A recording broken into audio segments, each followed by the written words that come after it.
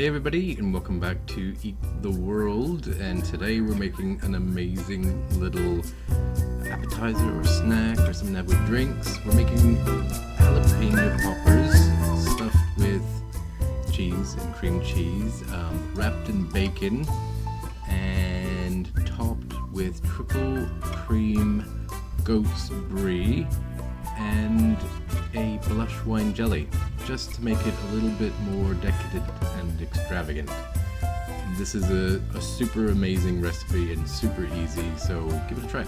So we started off by grating some mature cheddar, and I'm not talking about the bulk, crappy kind of strong cheddar. No, I'm talking about real cheddar, like something that's got a lot of flavor to it, a lot of good, like a good quality old cheddar that's got, like, you know, it's got that kind of textural element to it. It's got a little bit, almost kind of like salt crystally kind of action happening. That's what you want, something with a lot of flavor. So then, yes, of course, next we're going to put in a bit of chopped garlic, and we'll mix that into our bowl. And yeah, fresh garlic. You can use dried or like powdered garlic as well. I think a lot of recipes call for that, but that's fine. So yeah, you can do that. And we're actually using onion powder. I didn't really want to have chunks of onion in this, so onion powder is good. Put a decent amount of that, and you want to be able to taste it, and you want this to be nice and flavorful. Well, not just sort of just cream cheese and cheddar. So you give it lots of dimensions of flavor. So we put a bit of seasoning in that as well, some salt and sea salt and some cracked pepper. And then, of course, the base of this is going to be cream cheese. Now, I don't suppose you really have to use Philadelphia. I prefer it, but you can use any kind of brand you want. And try to soften it up beforehand, bring it up to room temperature if you can. I clearly didn't, so you put a little bit more work into it if you have to do it like this. Yeah, use like the back of a decent quality spoon, or you wind up bending your cutlery that you've got in your kitchen. But anyways, give it a good old mix, and we'll move on to the next step, which is chopping some parsley. This isn't particularly typical, but it'll just add a little bit of freshness to that cheesy mix, because, okay, let's be honest, this is a bit of a heavy dish. You got cheese upon cheese upon cheese upon bacon.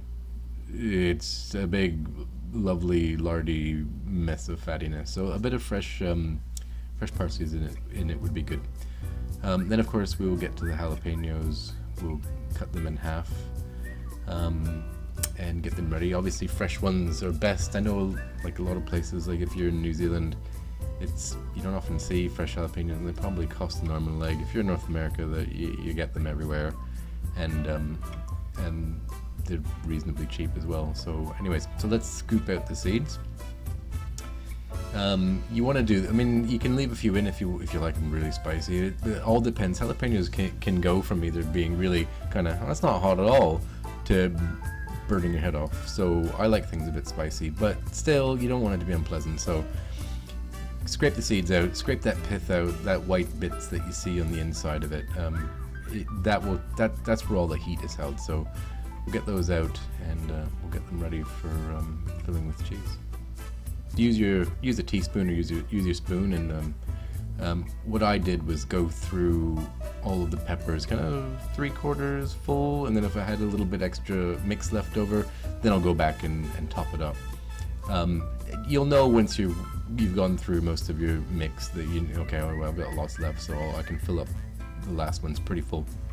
And like I've done here, go back and top up the rest, just to make sure that you've got enough to go around. So it's a good way of spreading it out and managing what you've got. Because they are all different sizes, and it isn't an exact science, so you want to make sure you've got enough. So next step, bacon. Now choose a nice, good quality bacon. Smoked bacon, lovely, perfect. Pancetta, oh my god, that would be amazing. Anyways, lay it out like that, like I have, and then cut them in half. You do want it kind of be, like, pancetta might be a bit too thin, but like you do want them kind of be wide so you can cover up the whole of the cheese. So try and stop it from running out, because it will a bit, and it burns a little bit depending on how long it's been in the oven. So you do want to try and have the seam of the bacon on the bottom. I didn't on that first one. It's not the end of the world.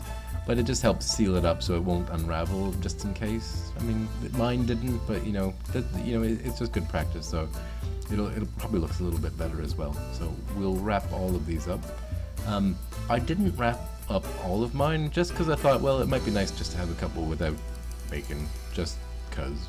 I know bacon people will be angry at me, but just a little bit of variation is nice. Once they're all wrapped up, we'll put them on a baking tray lined with a bit of parchment, and we'll put them in an oven that's sort of medium-high heat, not super burning heat, but probably about 280 Celsius.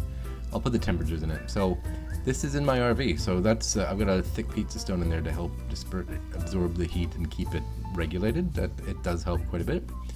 So anyways, in that goes, and then we've got our triple cream goat's brie, and we'll just slice that up into nice slices, just like nice slices, and then we'll cut them in half again.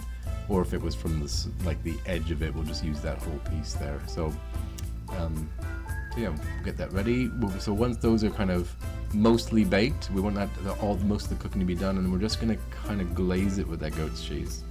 There we go. We'll just slide those on top, and then we'll just put that back in the oven for a few minutes. So we could even put that under the broiler if we wanted to, but you can see I'm getting some of the cheese that's run out is starting to get dark edges around it.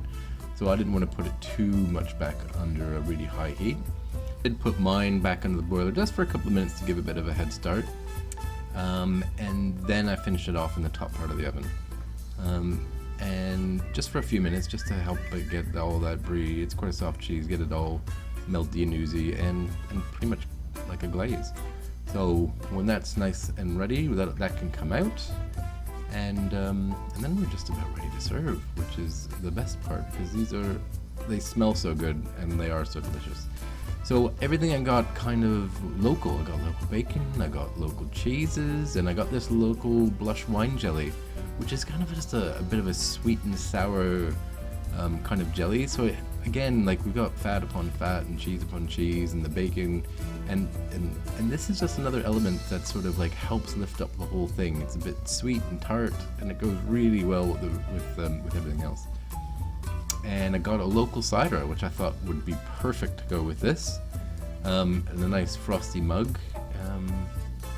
So we'll give that a fill and then have a taste. But anyways, I hope you guys enjoyed watching this. I had a lot of fun making it. Just a really simple and quick recipe. Yeah, give it a go.